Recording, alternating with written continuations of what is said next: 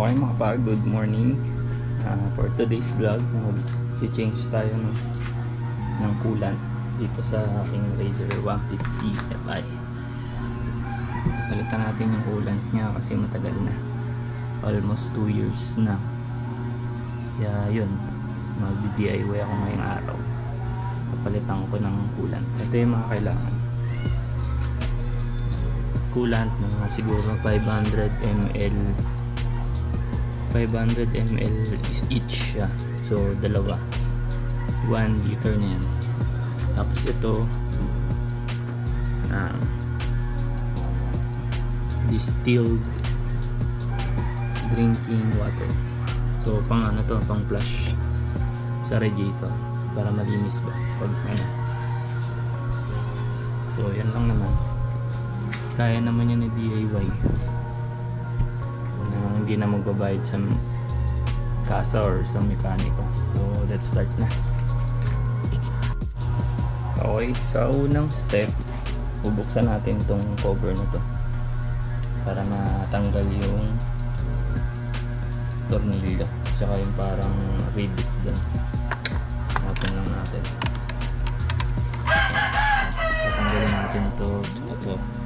Tapos yung sa gilid, sa mga gilid na to dito, natanggalin siya para matanggal yung para malagay yung coolant dito.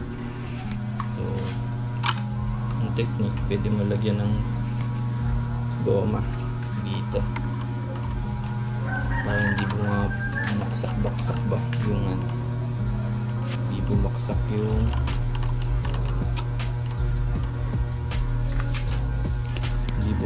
tong ano to, itong takip.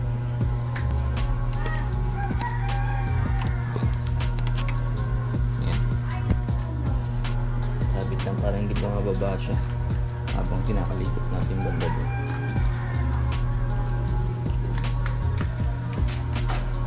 Lasin lang natin to. Tapos itong ano, rivet ba tawag dyan? Hindi ko alam. Yan. Tapos yan doon naman sa may gilid naman. Ito ang tatanggalin natin. Tapos yung sa baba. So ito muna.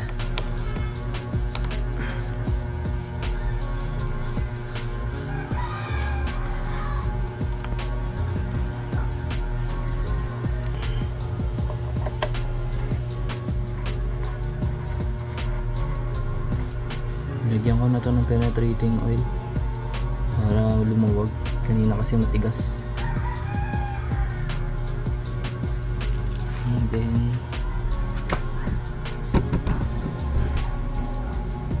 dito para matanggal yung paa.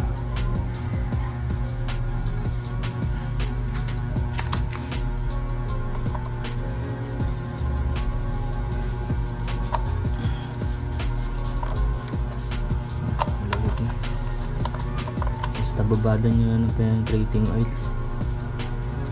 para hindi mahirap tanggal.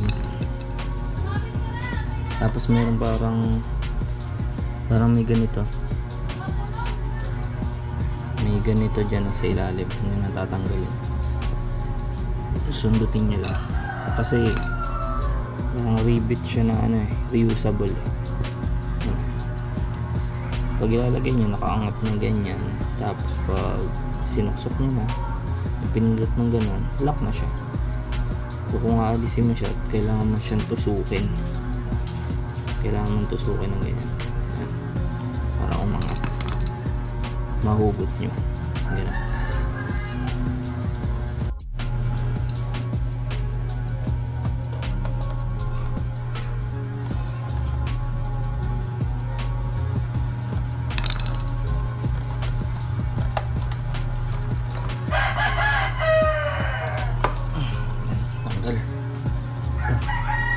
Medyo mahirap talaga siya tanggalin kasi nasa ilalim ito, ang daming dumi.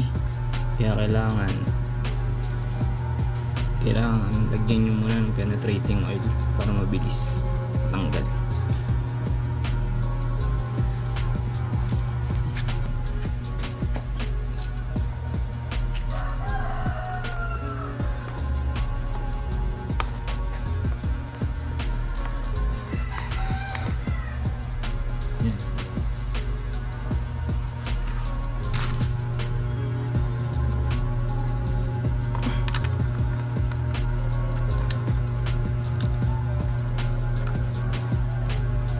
Itong sa akin naka-allen ano na siya, bolt na siya.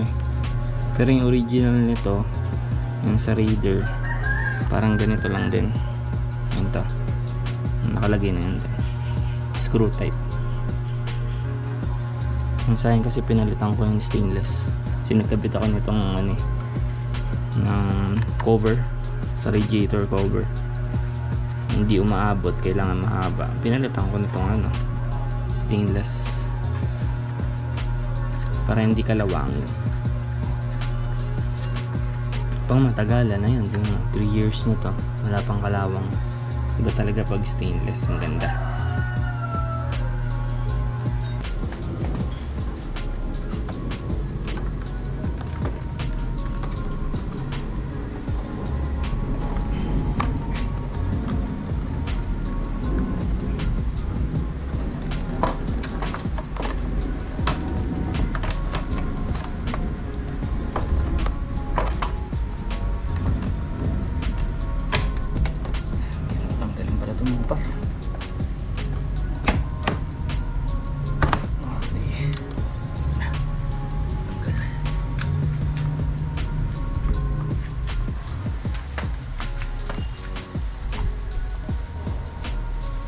Yun, na-open na natin.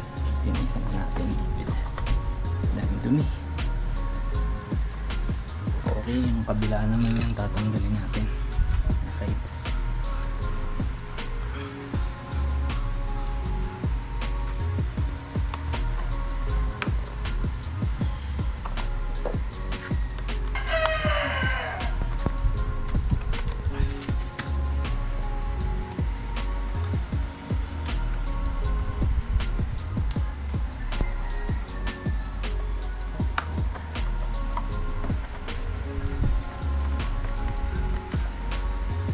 Sa baba yung mahirap tanggalin mga pa. Halos mas ano na nga, lost thread na yung ano. Tapos yung sa gilid.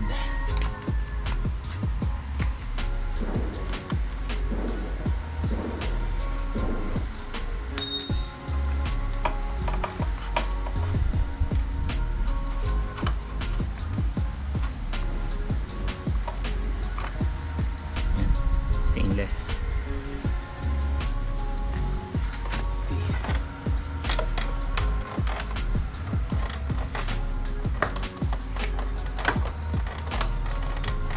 Bababa mo lang dito sa may taas. Yan. Para mabuga. Okay.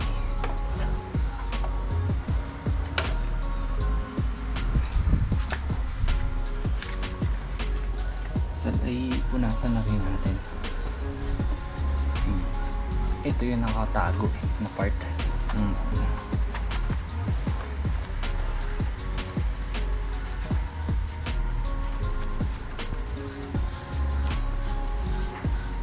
Okay, pag tatanggalin na yung coolant na luma, ready lang kayo lagayan, drain. So ito nalagay ko sa ilalim para ma-drain. Yung draining niya pala dito sa may baba, dito sa part na to. Yan, dito yung draining. O-open mo lang yan, tapos open tong takip. Dito lalabas yung ano, coolant para ma-drain. Okay, tanggalin lang natin to counterclock. Yan.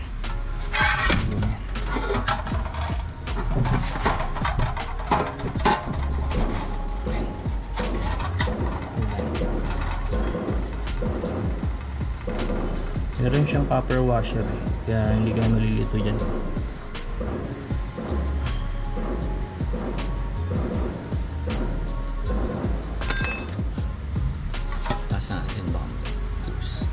Bubulwak yun. Hindi pala bumulwak.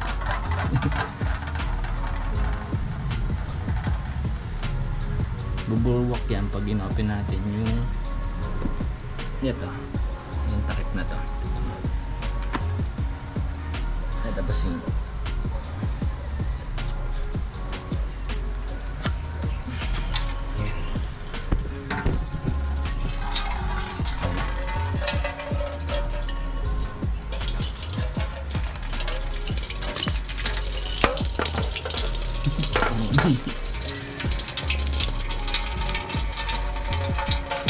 Kulay din.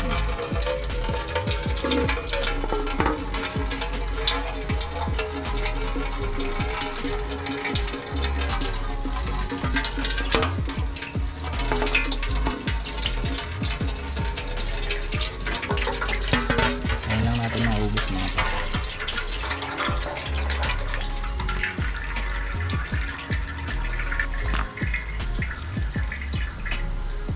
Medyo tagilid din natin para lumabas lahat ng lahat ng coolant. Yeah.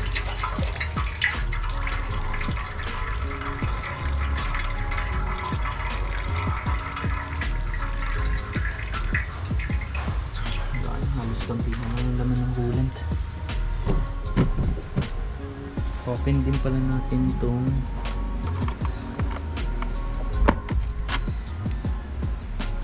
lagayan ng reservoir.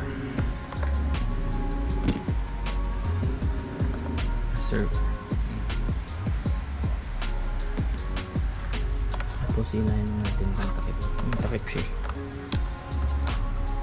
Chilling na tigas to.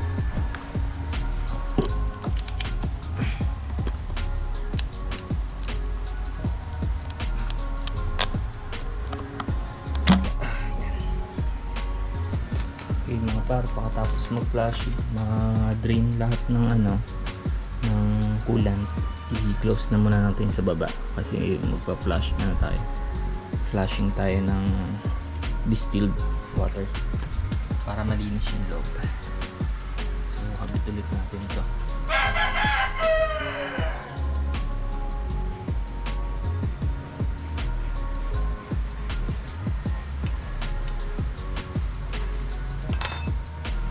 Tapos maglalagay lang tayo ng tubig para mag-flush.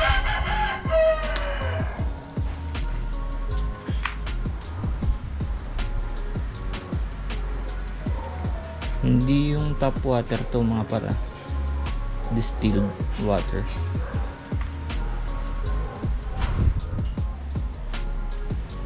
Kasi pag tap water baka syempre kung may chlorine na halo yung ito distilled to eh.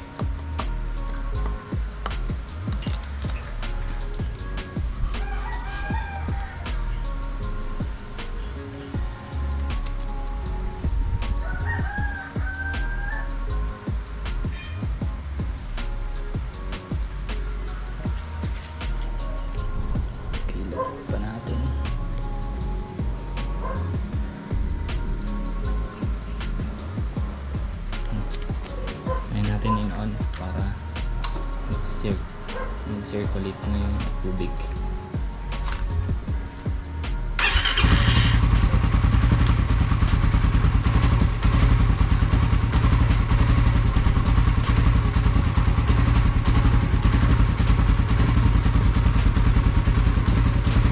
Tapos lalagyan natin ng mga konti pag bumababa yung tubig.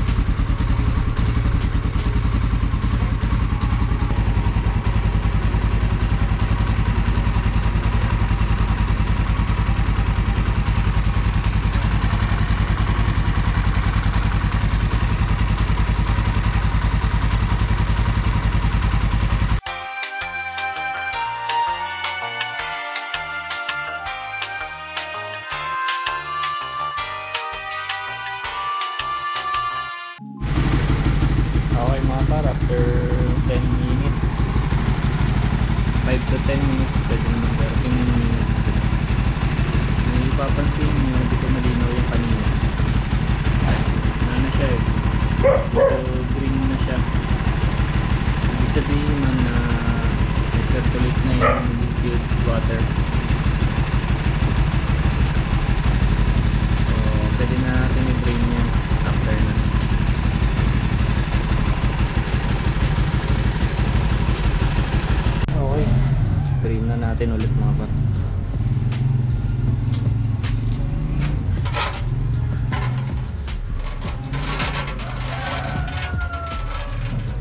yan, kaya dahan-dahan lang.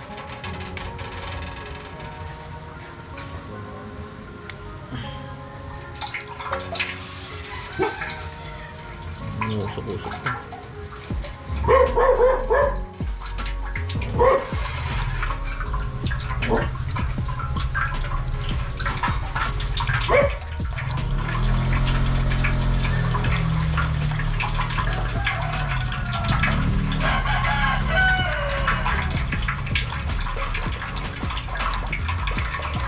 Kung makapansin nyo, kulay green na yung tubig. Ibig sabihin na rinse niya na yung old coolant.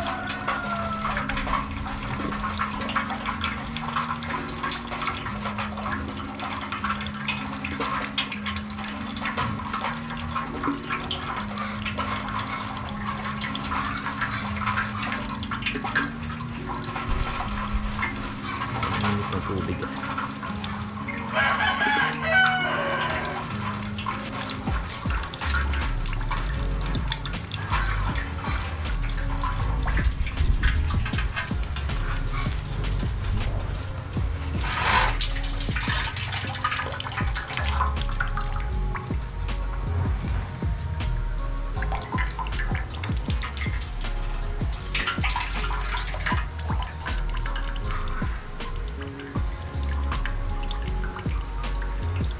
Okay, palamigin lang natin muna ng konti, tsaka natin lagay yung bagong coolant.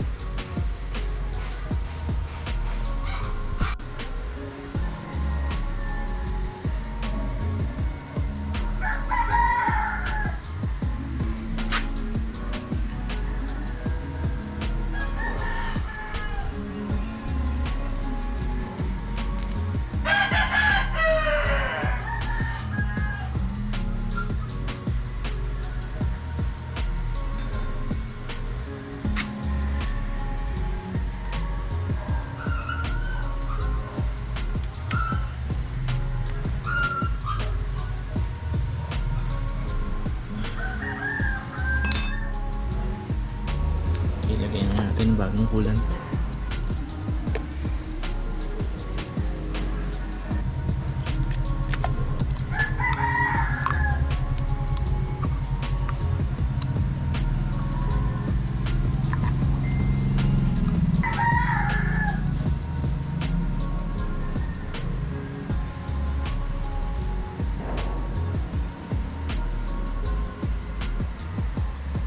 Dahan-dahan lang para hindi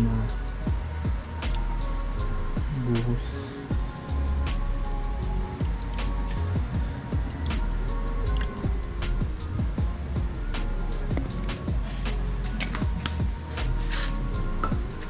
Ang bote.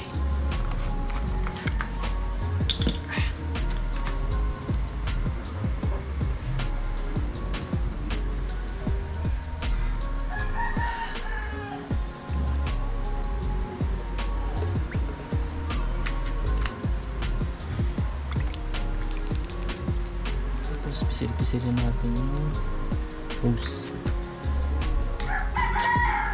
para pumasok talaga yung mga coolant niya.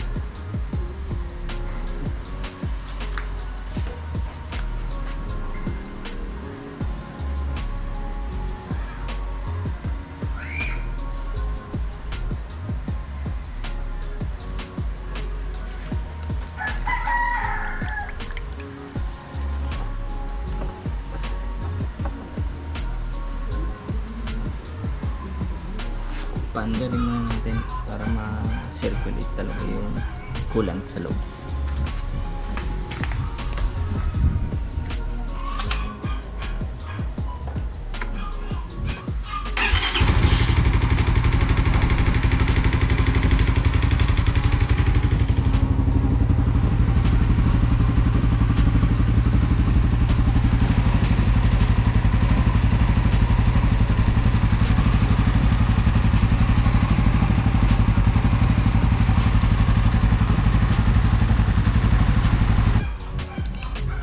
Pwede na natin takpan ang ating radiator.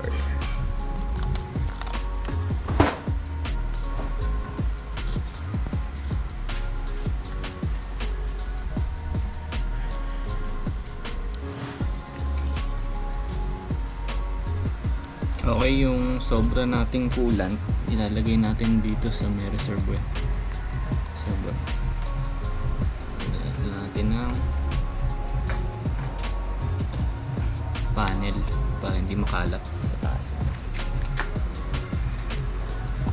Yung budo. So nandito yung low, tapos F, ibig sabihin full yun.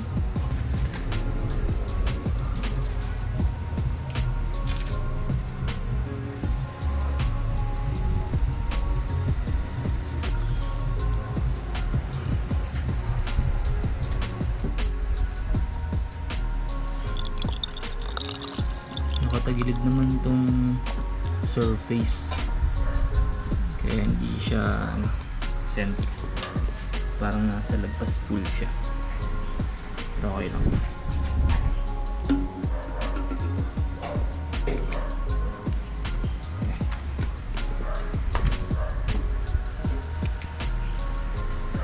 Nandito siya, yun, kulay green. Kapit. Nakatagilid kasi itong side dito kaya nakapaganyan.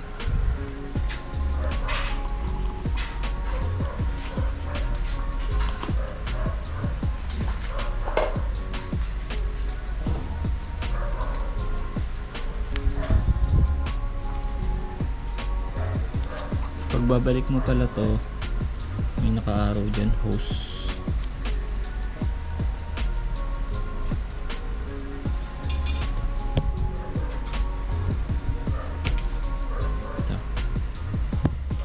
Hose, yung araw na yan nakatutok dapat siya yun dun sa may hose, yung hose niya dito, yung mga nakapaganon, nakatutok dapat yung araw dun.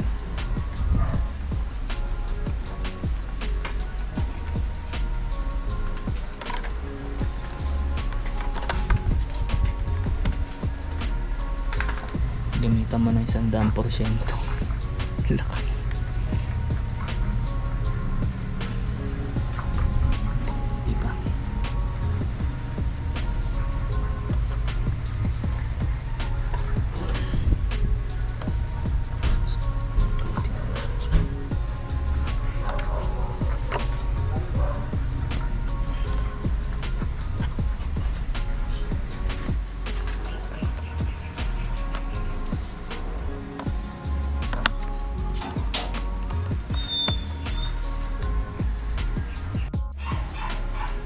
Okay mga par, okay na. Lagay na natin ang coolant. Pati dito sa reservoir. Okay na rin.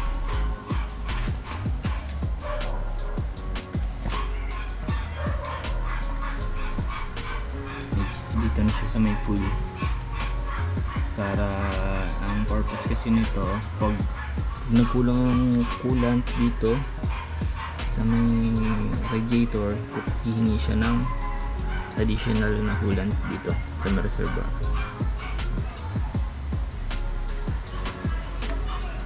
Ang ganda rin yan kasi kanina pag open ko halos konti lang ang laman, halos wala nang laman ng reservoir niya sa loob, sa reservoir. So okay na mga par, ibabalik na lang yung cover tapos goods na.